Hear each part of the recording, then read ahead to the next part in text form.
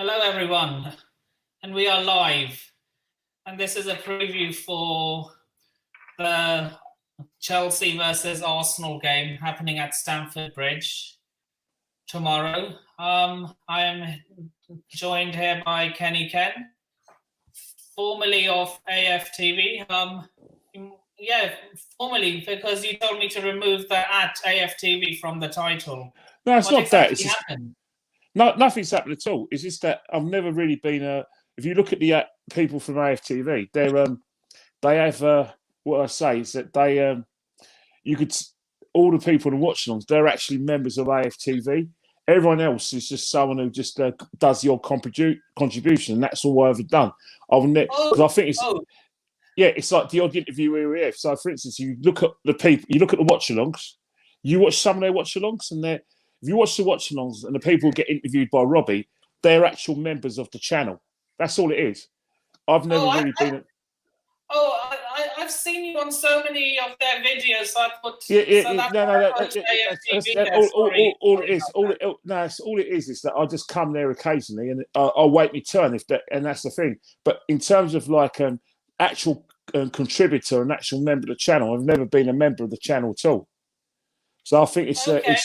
it's just I don't think it's not fair in all part. It's not fair in them for me to call myself a member of the channel when I've never been a member of the channel because it's not really good for them because it's like basically using them to get ahead when it'd be misleading you as well, and it'd be misleading your viewers as well. And obviously for myself, it's like It's just that I've seen you on quite a lot of their no, that's interviews. not, that, no, that's nothing wrong. I think what's happened is that a lot of people have called themselves after AFTV, and they can people like Kalechi, Turkish, I think there's a new lad there. They're all signing members. I mean, I suppose they're. Turkish is a member now. Well, I assume so. I assume so because he's done a lot of shows. So the characters, the characters that have been on there, that I assume, and I can 90% confirm they are active members of the channel. I've never been I've never been a member of the channel. I've never done anything in terms of like anything promotional for them. I think there was one, and I think there's maybe the odd one here and there. Apart from that, I've done no promotional stuff for the channel. And if you go past any of their billboards, you won't see me there. So yeah, So are you confident going into tomorrow's game? Not really. I think the thing with Chelsea is that it's basically a game between two philosophies in terms of like if you look at Chelsea, and I put Man City in this category as well, is that at Chelsea, second is nowhere. You look at Abramovich. I know these are unconfirmed reports, but I understand that Tuchel was told that when you come to Chelsea, I want you to win a trophy. You're here to win trophies, and then next season I want you to challenge. That's the mantra because a lot of good managers have lost their job at Chelsea because they haven't been able to continue the success. Like for instance, Ancelotti got sacked in the tunnel after yeah, a game. yeah, but Ancelotti was after winning the Premier League as well. Yeah, Ancelotti did the double in 2010, and you're an excellent team. You scored over 100 goals. Your last game of the season, you beat Wigan 8-0. I remember Drogba and Lampard fighting over a penalty. But the next season, the Champions League quarter-final, you lost home and away to Man United. They won to the final, and they won the league. So, in that respect, it was a sackable sense. And you look at Scolari, didn't get all the players. He got sacked. Viet Bush, same thing, didn't get all the players. So what's happened at Chelsea Football Club is that mentality is transferred to the women's now. Emma Hayes, all she talks about is geese, trying to win trophies. She's addicted to winning. So and if you look at Man City, that's the same sort of parallels as well in terms of like the Champions League final between Chelsea and Man City isn't just about teams that created dynasties and spent money. It's a Champions League. It's basically the same mentality against the other mentality. Like winning is everything. But I think what you do best, better than a lot of clubs, Chelsea, Man City, is that off the field you have the best people. Like Granit Xhaka, she's the best transfer negotiator in the business. And you've got Petr Cech, who's played the game, so he's identified a goalkeeper that is in a Chelsea mould. So if you look at Chelsea goalkeepers over the years, they're all about 6'5", and they all white. They cover the goal. Petr Cech, Courtois, and now Mendy is that they're in that sort of Chelsea kind of prototype. So that's another thing. Your academies. Someone's asking you a question. Adam Lana is asking you a question. I don't know what you're doing in my chat and not training. What's that? Adam Lalana is asking you a question. Oh yeah, what it was is there was that was the only time I'd done something for the thing, but that was a long time ago. Apart from that, nah. But in terms of like your mentality at Chelsea, in terms of Chelsea Football Club, your academy alongside Man City is the best in virtually the best in Europe. Like you get the best boys in London. Man City have owners who care. Well, yeah, you say owners who care, but Man United and Arsenal have owners who literally do not care about the club and would rather see it liquidated and burnt. Yeah, but you say that, but I think it's more. I think it's the mentality. It depends what you describe as what cares. Who cares? Like for instance, a coach or maybe an owner could care if they put their money in. But if they he hasn't. He cares more about what's going on the other side of the ocean. Well, but you've got to realise, right, is that for a lot of American owners, one thing is that you've got to realise is that Americans, I say this with great respect, initially football wasn't a massive game to them. They didn't understand why the rest of the world were obsessed with football. They were more in tune with their own sports. Like the World Series baseball is basically based between every American city and maybe a few in Canada and the odd one in Japan. That's not the World Series. It's the same with their Super Bowl and their basketball. But in terms of like the rest of the world, a lot of American businessmen are buying into English clubs because the rest of the world is obsessed with football. NBC is bought into, British football because of the crowds and the atmospheres and the advertising. So it's good for their portfolios to have own a big English club. So the owners of Man United and Arsenal will buy it for that reason. But in terms of mentality, you can't say that they got the mentality of a Mansour or Abramovich, where you have to win. At Chelsea, you've got to win every day. You know what I mean? Yeah, Roman doesn't take failure. Well, yeah, of course he doesn't, and that's the way that it goes. I'm sure a lot of Chelsea fans are probably conflicted when Frank Lampard left the club because he's a massive hero, but he knew what he was getting to. When we lost to you guys on Boxing Day, that was before that. I was like Lampard.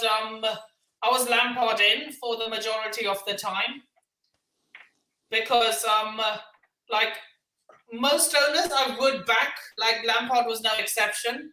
I backed him, but when things started going downhill, that's when I was like, it was the Arsenal game that was the tipping point for me. Like I was Lampard middle towards the Arsenal game. I was 60% Lampard out after it. The Man City game was like, that was the tipping point actually. I made a video on it and everything. Yeah. I don't blame you because I think with Lampard, if you look at the situations, one of the things that if I was a Chelsea fan, which I'm not, I'm an Arsenal fan, but I look forward to playing Chelsea because I thought that last season, especially before lockdown, if teams put men behind the ball against Chelsea and made themselves compact, they'll always win, especially your ground because defensively, you guys are too, you left the back door open. And I think, teams like West Ham went there and won, and Bournemouth went there and won, and Liverpool murdered you as well. And I always felt that under Lampard, defensively, he got things wrong. He couldn't make a decision between a back four and a back three. So, for instance, 1 minute he's playing Reece James, who's not good defensively, but he's good going forward. So what's happened? Sometimes Azpilicueta can't get in the side. And then there was problems with Rudiger, who I think is the best defender, couldn't get a game.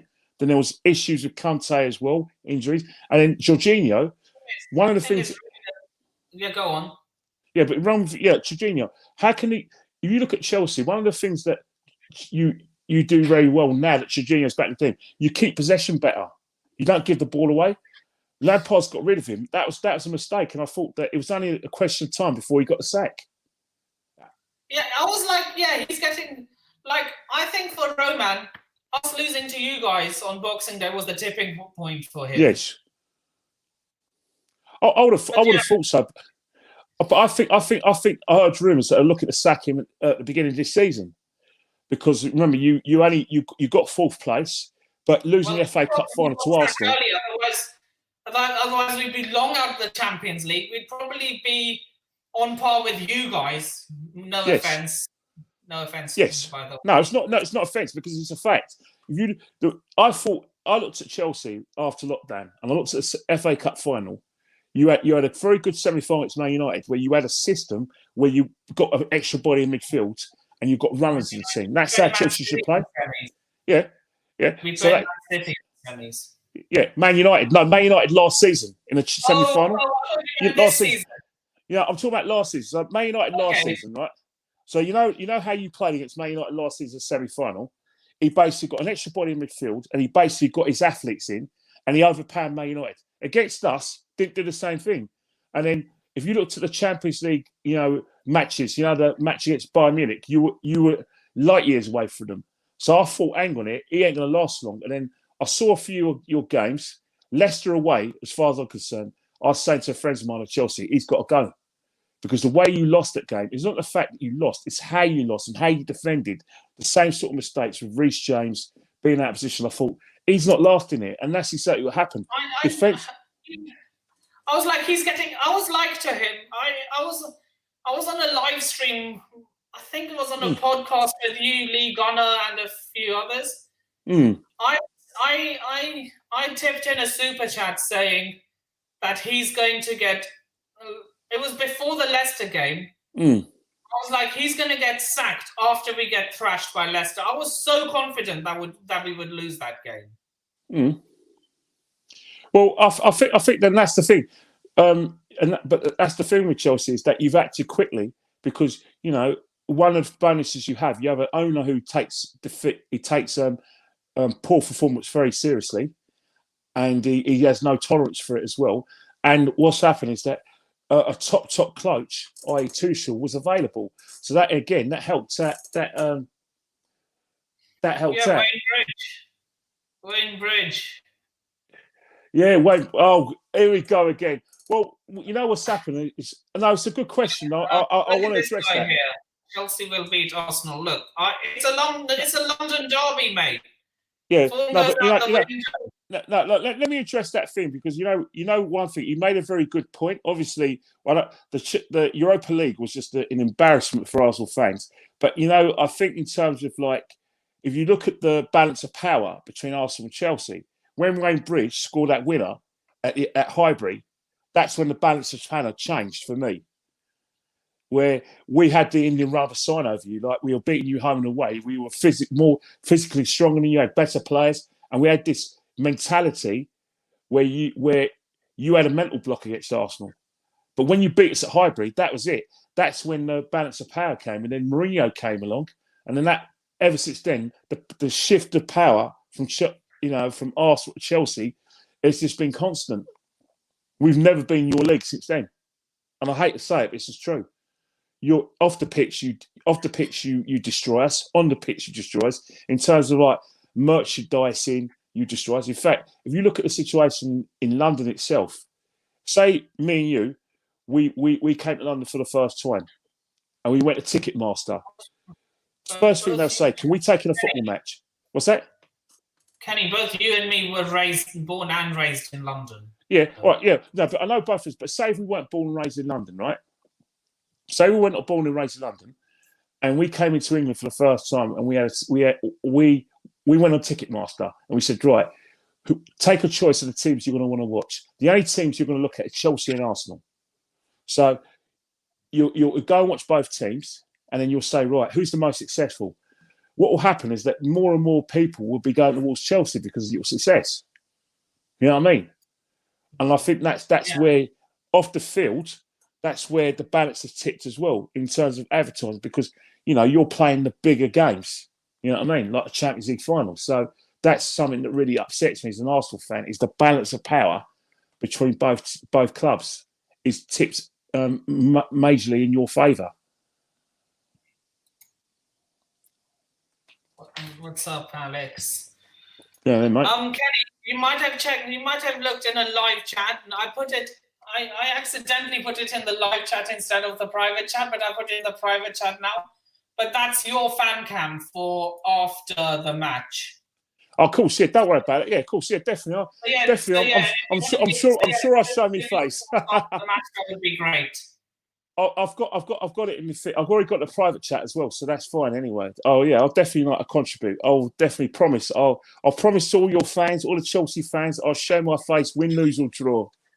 Yeah, I do the same. I don't hide behind anything whenever we lose. I just look. I'm just like you. I say it as it is. Like if I see a player diving, like be it a Chelsea player or be it a player playing us, I'd say you're diving. Get up. It's not a foul.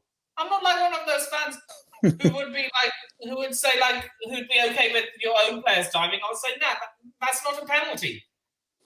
Yeah, but you're very unique. I think what's happening is that every fan is like we're basically like players in the stand, isn't it? We fight for every decision for our club because you know we know we take our cue from the players, isn't it? It's not a case of the players being lifted by the crowd. The players have to lift us.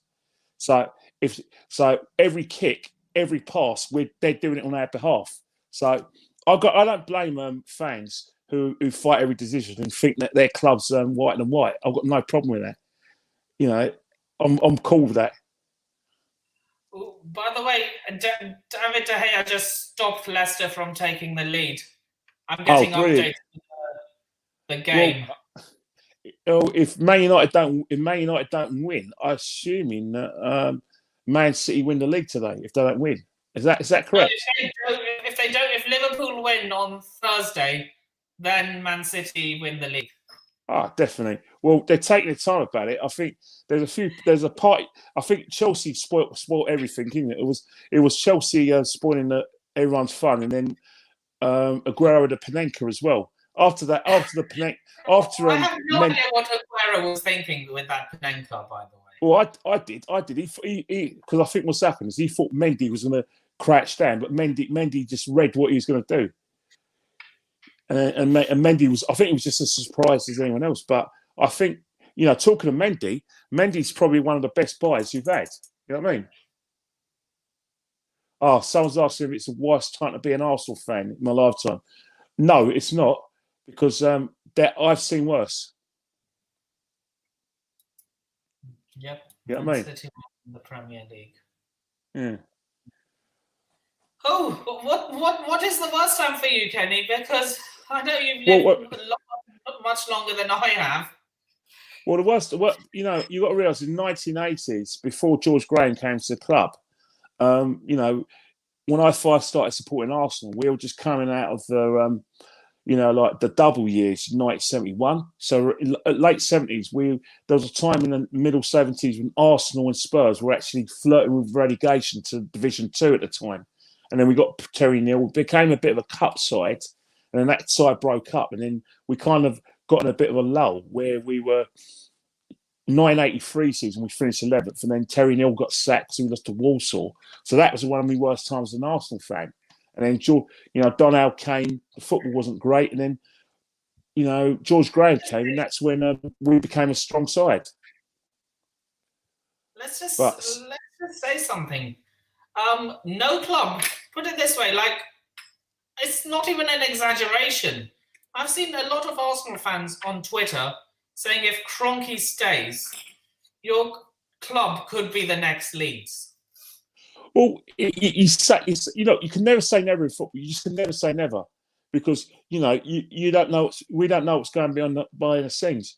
You know what? Because you look at the Kroenkes. The problem the Kroenkes have got is that they have spent money, but they haven't spent the money.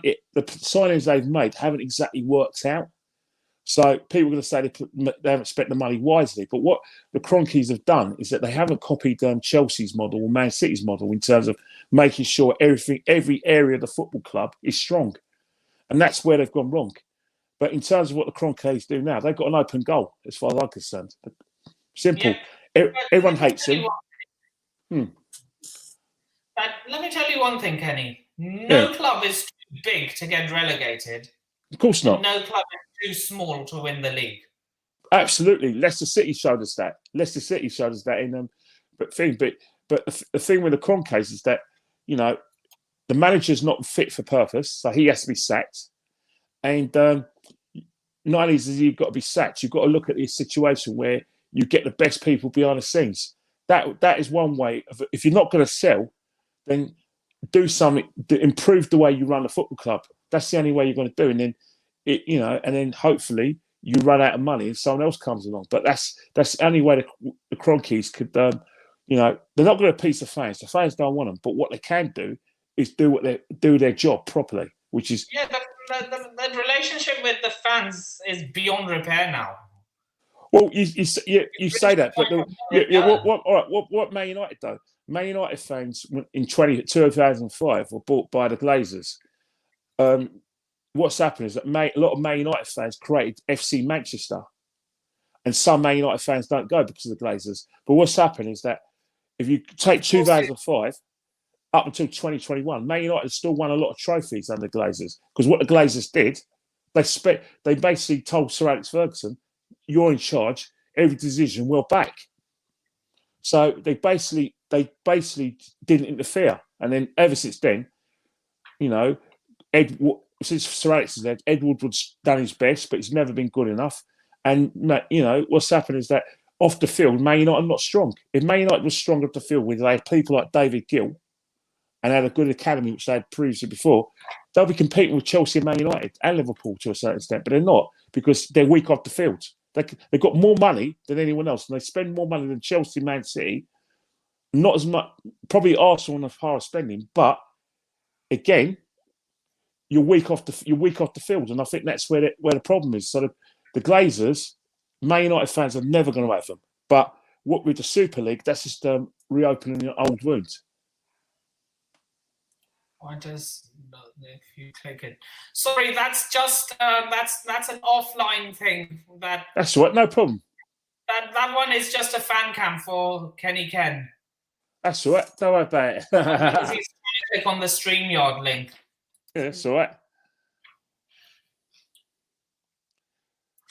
Yeah. So what are your predictions for tomorrow?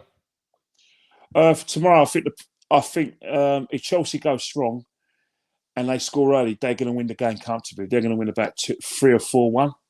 They're that good. You think it's going to be a high-scoring game for us?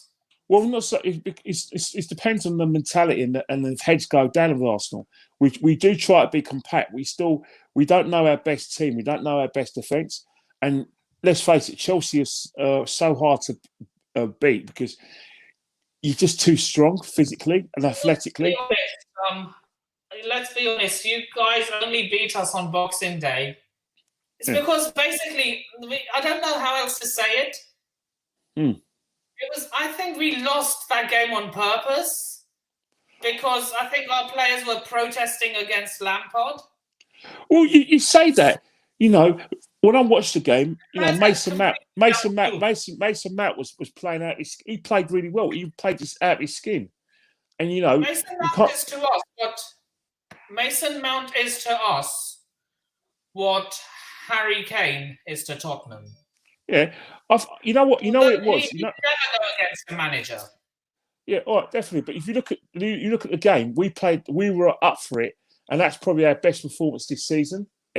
And the thing with Chelsea is that occasionally we've had some good results against Chelsea.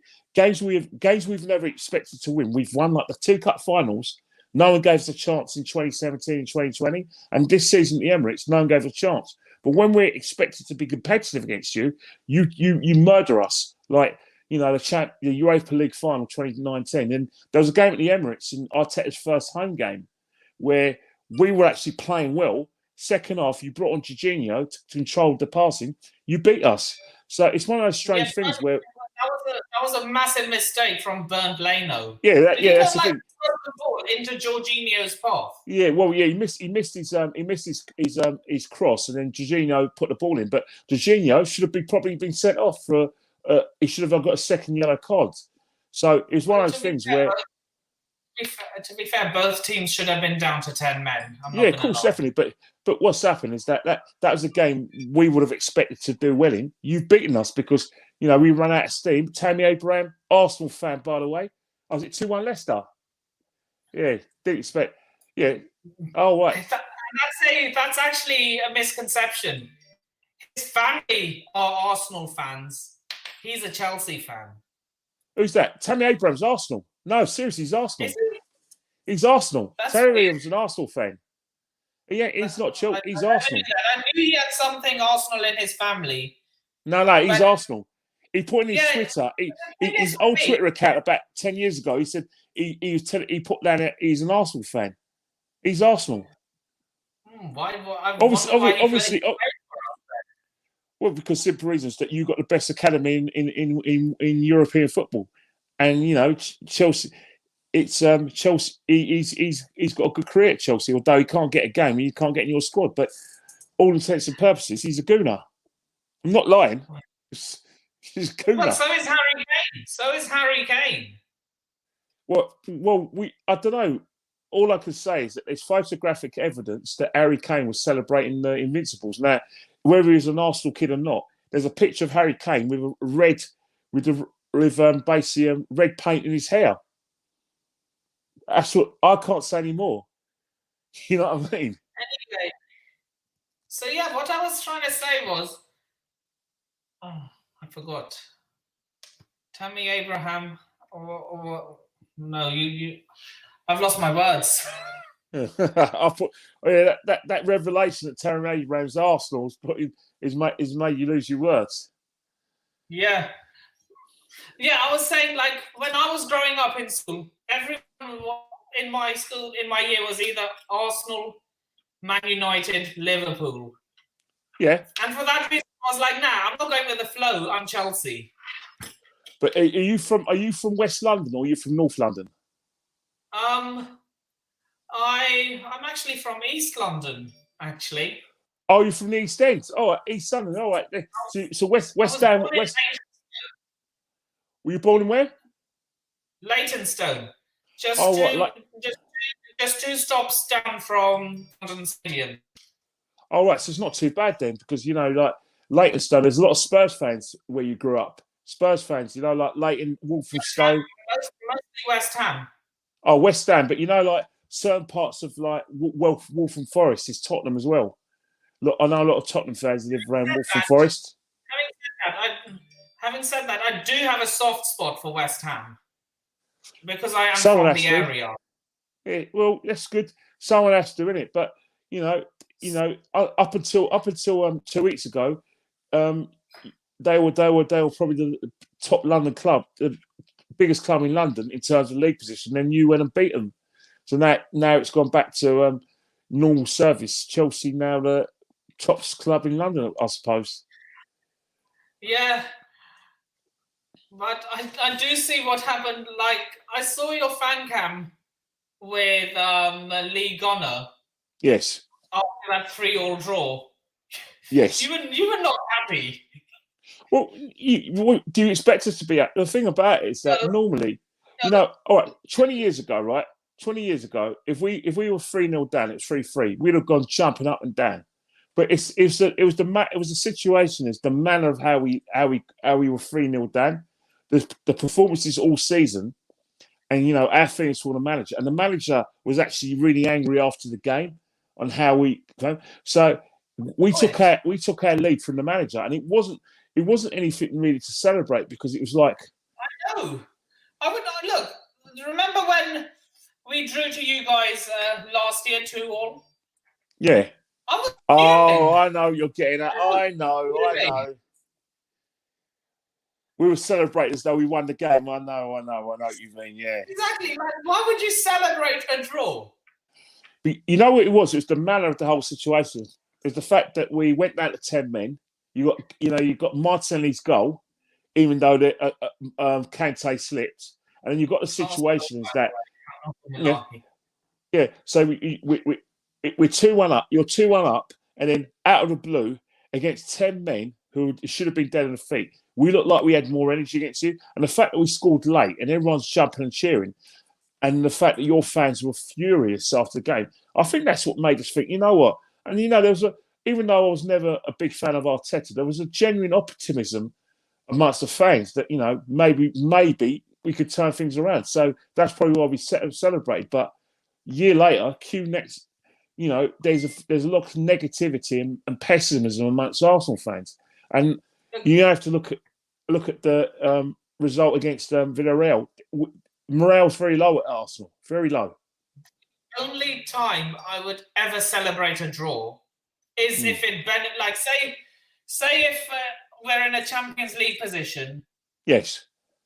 And if you lose, you go down to Europa League. Yes. A draw is a minimum. Yes. To get into the last 16. That's the only time I'm celebrating a draw. Yeah, but you're right. But look how you got to think this. In terms of like your journey as a Chelsea fan, is what's happening is that certain majority of fans take the cue from the mentality of the managers and the mentality of the owner. Now, obviously, there's a lot of Arsenal fans who don't like Kroenke because we don't think the mentality is a winning mentality. But there's others who think, oh yeah, you shouldn't be entitled to success, and they think that you're classless. But your journey as a Chelsea fan is winning. There's nothing else. Losing second's nowhere. You'll probably get upset if you had a draw. Second is first loser. Well, that's fine, and I agree with you because that's the mentality of Chelsea fans should be having because of since Abramovich bought the club, since Mourinho came, and since you've had these great players like Terry, Lampard, Drogba, Petr Cech, Carvalho. I could put in probably Iron Robin, and then you got further up down the food train. You got got other great players like you could say David Luiz is a Chelsea great, even though he's come. Look, what's that? David Luiz was only look. He's a bit like John Stones. He needs a defensive partner a good defensive partner next to him. David Luiz will only look good if he has a good defender standing next to him. Yeah, but because Arsenal when he was at Chelsea, he had Gary Cahill covering him, John Terry covering him, Carvalho covering him. He had world-class defenders covering his mistakes. Yeah, I couldn't agree with you more. And I think, but if you look at Arsenal, by default, he's become our best defender. Because simple reasons. The reason why he's become our best defender is one, because of his will to win, because a lot of players look up to him. But in terms of from an attacking point of view, he gives us something. He gives us something different in terms of attack, where he's long passes and everything. So that's why, in a way, we miss David Luiz when he doesn't play. But it's obvious his best years have always been at Chelsea. There's no doubt about it. Same Willian at Chelsea is $1 million. When he comes to us, he's rudderless. Look, that's what I said, because he needs class. He needs good centre back next to him. Otherwise, that's right.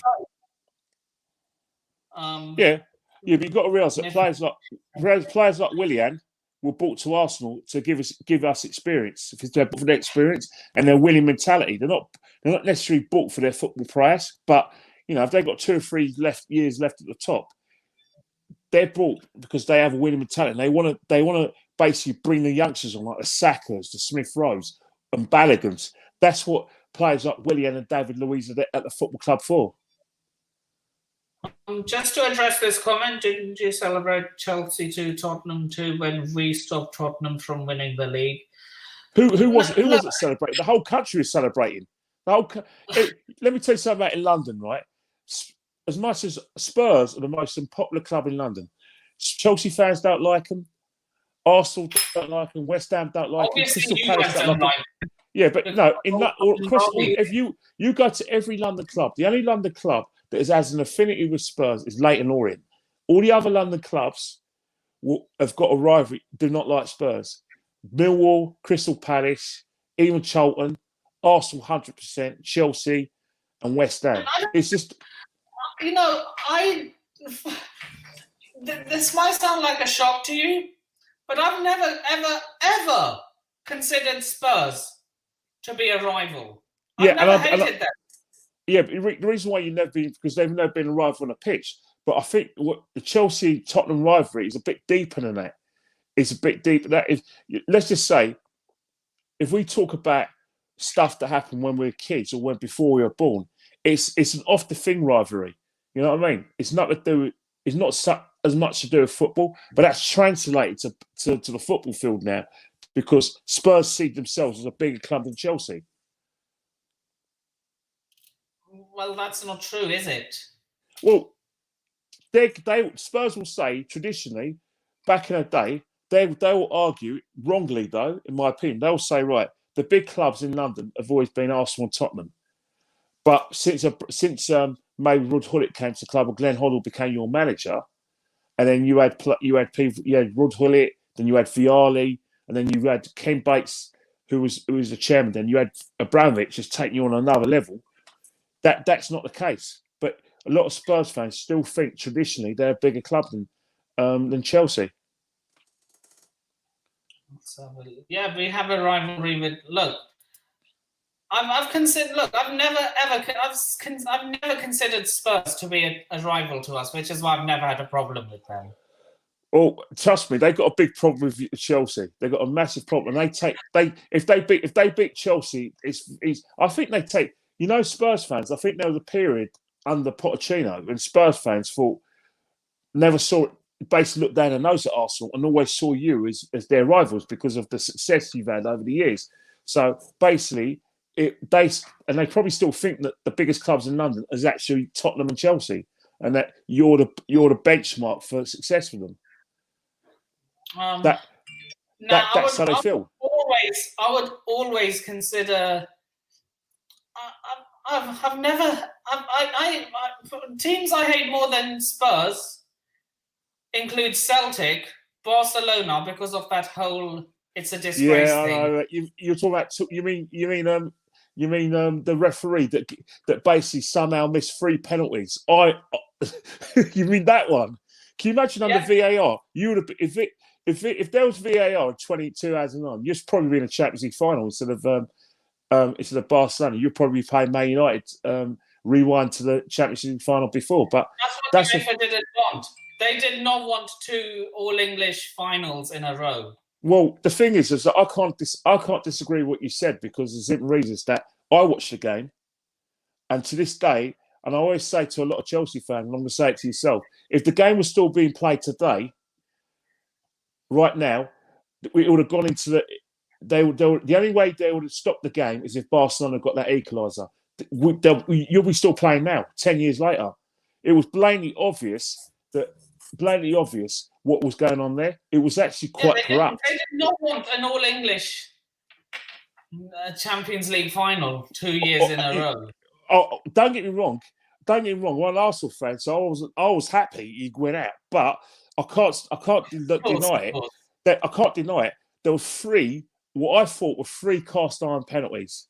I can't deny it. Especially when there was one where I think it was who was it? It was Abidal did that with his hands, basically punched the ball, and there was another one when there was a volley by Ballack where someone put their arm out, which would definitely have been given as VAR. So, and then I think there was a foul on Malouda as well. So, I have to say that I can't disagree with what you said. So yeah, Celtic, because my team in Scotland are Rangers. Yeah, but there's a link between Chelsea and Glasgow Rangers, isn't it? So of course you're not going to like Celtic.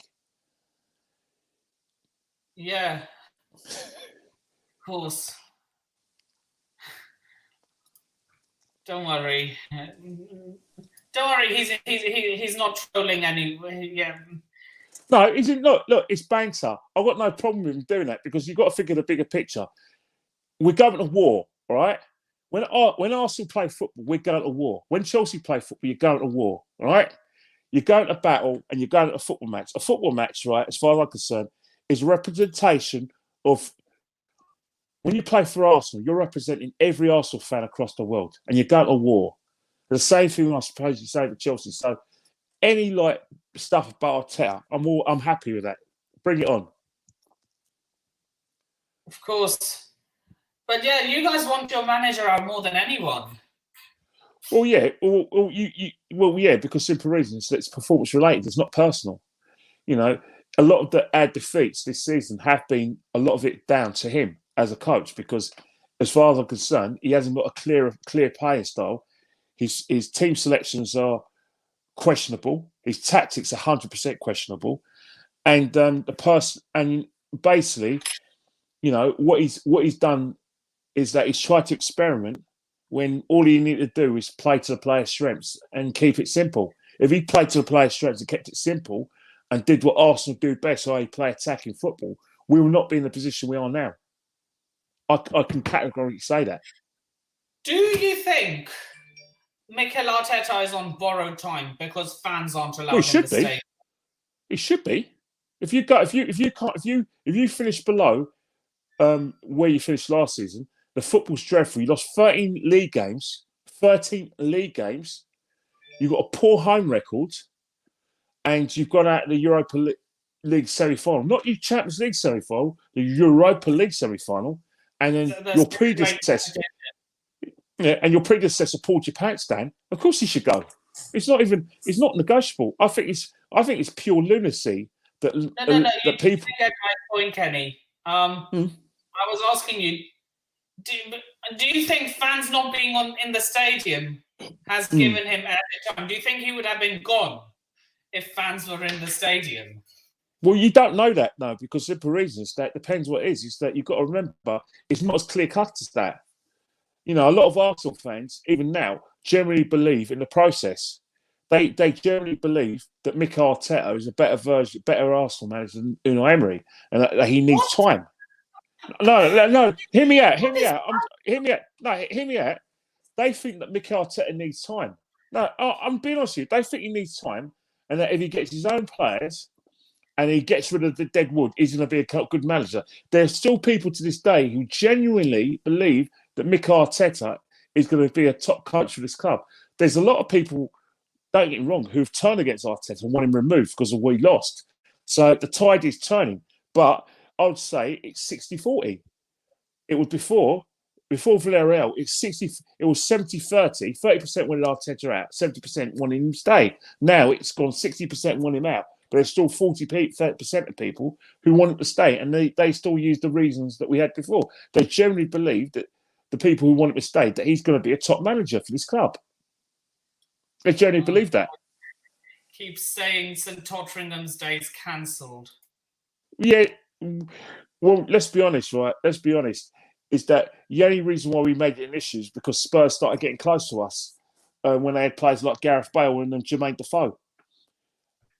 Before, we didn't care about Tottenham. Yeah. Look.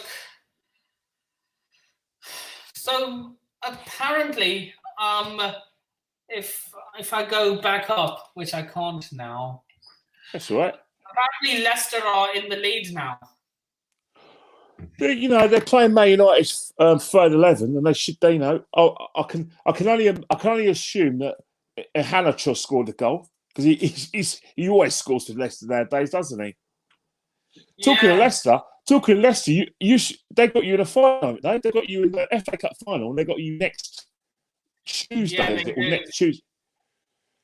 So that's when. Have you got a ticket? Have you got a ticket for next week? Are you a Chelsea member? I am, but I'm yet to renew my membership, and they haven't done it since fans were not allowed in the stadium. What? Yeah, but shouldn't you renew your membership? I tried, but they say we're not renewing memberships right now. Oh, right. So but you're in a ballot for a ticket, though. Are you in a ballot to get a ticket? I think you have to be an active member to do that. Oh, right. Because the thing at Arsenal, what they do to Arsenal, they basically give you a situation where you basically give your card details. I'll check. I'll try and get my name in the ballot for the final home game of the season. Oh, because at Arsenal, you have to put yourself on the ballot last September. I've actually met you in person before. I might not have spoken to you, but I've seen you in person before. When was this? Was You it? remember Chelsea Arsenal? Yes. When you guys celebrate, when a lot of your fans, I don't know about you, in which a lot of your fans started celebrating the draw as if you'd won the World Cup. I don't know if you celebrated. Yeah, the draw, I was there. Yeah, I've been before lockdown. I've been to Chelsea Arsenal away for the last 7 or 8 years. So it's 100% you would have seen me there because you probably saw me speaking to Tony Rolfe. Yeah. I think you were speaking. Yeah. I was speaking. I just finished giving my interview on Blues Fans TV. Yeah. I know all these guys. I know Lewis quite well. Lewis, Sammy, Sophie. Yeah, all of them. I don't know Sophie that well, but I know Lewis. There's a guy called Lawrence. Lawrence is he's from Austria. I've done a show with Lawrence. Yeah, and there was also Tony Rolfe. I know Francis, and her family and all of them. I know Becky as well. She does fancy as well. I've spoken to Rory a few times. So yeah, it was definitely me you met. Yeah. I know Rory. Yeah. So yeah, I just hope that when away fans get allowed in, I'll be able to go to Stamford Bridge because I haven't seen us win at Stamford Bridge for a long time. And believe it or not, I admit it to yourself. My favourite away game is Chelsea away. Because you know why I like Chelsea away? Is it just because of the rivalry, or no? It's it is. It's the rivalry. Obviously, it's because I've got a lot of friends who are Chelsea that I'm being made to feel welcome. Obviously, the reason why Chelsea fans make you feel welcome because they know we're not going to win anyway. But it's just a day out. It's just it's just like getting on the train from Caledonian Road, getting all the way down to Brompton Park, and then West Brompton. No, the nearest station to Stamford Bridge is Fulham Broadway. No. What's happened is that if you get the sort of overground, it goes to the stop before Fulham Broadway, West Brompton. Yeah. I know West Brompton. Yeah. So basically, So what I do is I change at West Brompton and I get onto the District Line and then West Brompton. I go West Brompton to Hammersmith and Fulham Broadway, and then I'll just walk and then I'll either go because there's a nice little takeaway you got round the corner, chicken shop. The guy knows me, he always knows what I want. And there's actually some Chelsea fans that I speak to. And they say, "Oh, you're here again." So it's the same sort of place. I see the same fans every year, and I speak a lot to them. So many friends. I have a lot of friends who support all teams from London. I have a lot of friends who support Tottenham, Arsenal. And Chelsea. Yeah, and that's the way. That's the way because London's metropolitan, and what's happened is that I think what's happened with London clubs is that a lot of the local London clubs need to get the fans quickly, i.e., promote themselves because my local club technically is Watford because I live in a place called Northwood in Hillingdon. Oh yeah. Yeah, but around that area, Northwood and Hillingdon, a lot of Chelsea fans live there in Queen's Park Rangers. Yeah. So that's still Queen's, because if you look at your old training ground, Hayes and Harlingdon, that used to be I used to play football there as a youth against Islington boys and play for University College London. So that's a big Chelsea area. So did you ever play for Arsenal? No, never. I played for the local authority, like Islington boys, and we used to play games around the West London area, around where you are, Hayes and Harlingdon. And then when I was at UCL, Imperial College used to own your own training ground, but you're now in Cobham, but Imperial College have now leased it to Queen's Park Rangers. But I say it with the greatest respect. Before Abramovich came to Chelsea, your training ground is a disgrace. It was awful. Like we used to play, and because it's near Heathrow Airport, we used to hear the planes go off. Yeah. So basically, when the game, not that many people know this. Ken Bates bought up for £1. Yeah, and I Roman know that. Yeah. You know, without Roman Abramovich, real talk, we'd be in League Two. He saved us from certain liquidation. Well, yeah, because but Ken Bates was too ambitious. He bought all the Chelsea hotels and that, Chelsea, all those like Michelin stars. So he bought all the buildings, and he assumed, and then the money ran out. But Abramovich, he saved Chelsea, but he not only did he save Chelsea, he made them like top club. But that's Chelsea's issue because. Look, it's always a gamble when you get a billionaire owner. Yeah, but you've got to realise, right? Going to change the subject. If you go to you want a British businessman or a billionaire from Uzbekistan? It's the billionaire from Uzbekistan, isn't it? Of course. And that's how football fans. Yeah, and that's the way things should be. You want the best for your football club. Roman the King. Look. Back when Roman saved us, I did not envision that we'd have the success we had now. I just knew that we had an owner who cared about the club. See, the thing is, right, the proof is in the pudding, because you remember your first season, we won the Invincibles. We were the Invincibles, and we'll still beat you. But there was always these rumours that Ranieri's going to get sacked, and they're already looking for a new manager. So, and Ranieri was actually new as his last season, and that's when I knew you were ruthless. So I always thought that Chelsea would be successful because of the way Abramovich is going. What's that? Breaking news. Man City are Premier League champions. Oh, so Man City. Oh, so Leicester won. Yep. Well, it was bound to happen, isn't it? Leicester, Man United played their kids, didn't they? Yeah, they did. And let's face it, I'll say it's a great respect to Man City, because I've got a lot of Man City friends. Man City played the best football eventually, but I thought that the title was given to Man City on a plate by Man United and Liverpool. That's my feeling. Oh, yeah, because the game got called off. No, it's not that. It's like, all right, let's look at it before. All right, you look at it before Christmas, right? Liverpool were doing really well. They were on top of the table. And then remember when Man City had their how do I say it? They had the outbreak of COVID, so a lot of their games, some of their games were postponed. Yeah. So after they come back, after the new year, that's when Man City went on that mad run. And I'm not saying it's a coincidence, but what I am saying is that Liverpool and Man United basically dashed the title to them, because Man United could have been competitive, but they were losing games like Sheffield United at home. And Liverpool, their home form was just a disgrace.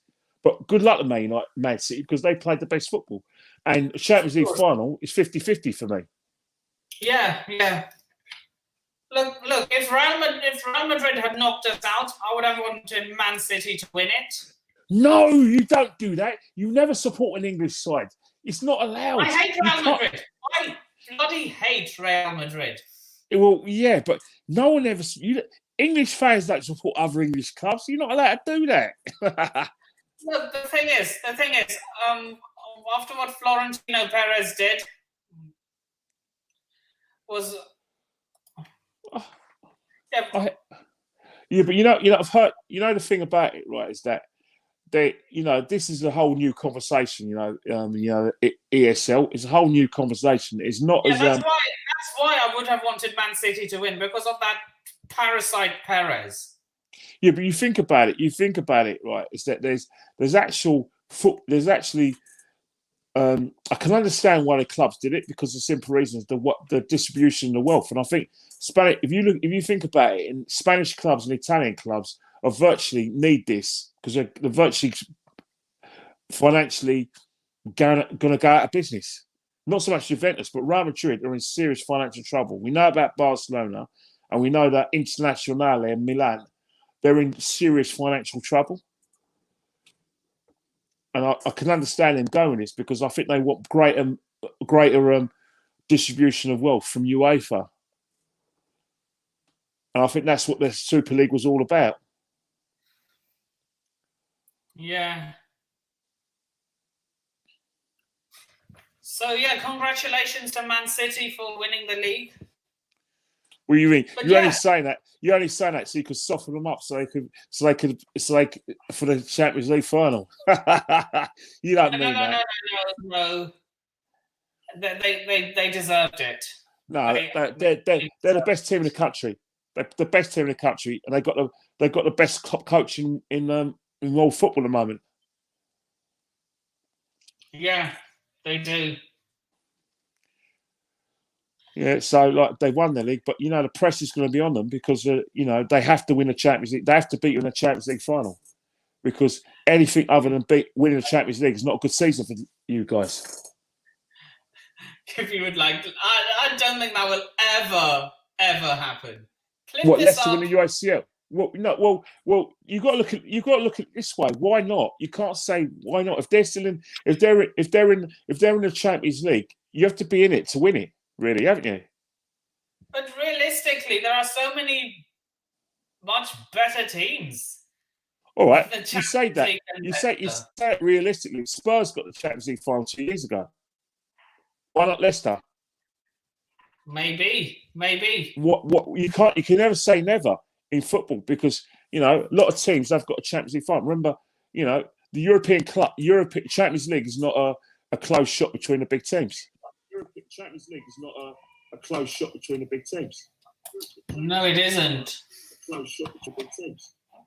No, it isn't. Oh, good. I've got Twitch running in the background. Is this on Twitch? Is this on Twitch? Yeah, it's. Is this on Twitch? Yeah. I know. I can hear it.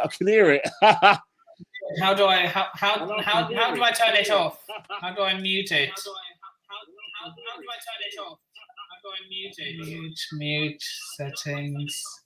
You're going to I don't know how to on Twitch just yet. And yeah. So I just closed Twitch down. It's still live. I just closed. Yeah. No, what you do? So what you do is I think you've got two things open. So what's happening is overlapping. So you should have. Now you close Twitch down. It should be fine. Yeah, it's fine now. So yeah, I'm live on Facebook, YouTube, Twitch, and Twitter. Good stuff, mate. So I'll tell you what I'll do the fan count tomorrow. Win, lose, or draw. I promise. Okay, just DM me at the full-time whistle. All right, yeah, all right, definitely. All right. Unfortunately, my daughter's going to run in because the dog's running, so I might have to love you and leave you, Nippon. Okay, I'll see you at the fan cam, Kenny. See you at the fan cam, mate. Thanks for having me on. See you. Because see you, everyone. Bye. Bye. See ya.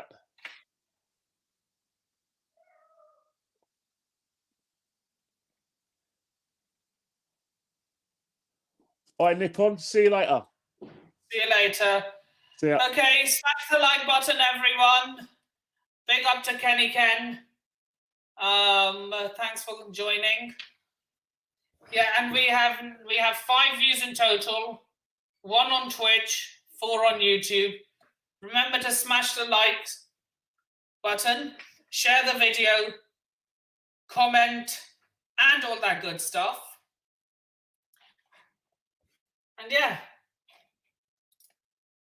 may the best team win. I'm out of here. Peace. Up the Chelsea. And London is most definitely blue. And I'm out of here. Laters. I shall see you in the next video.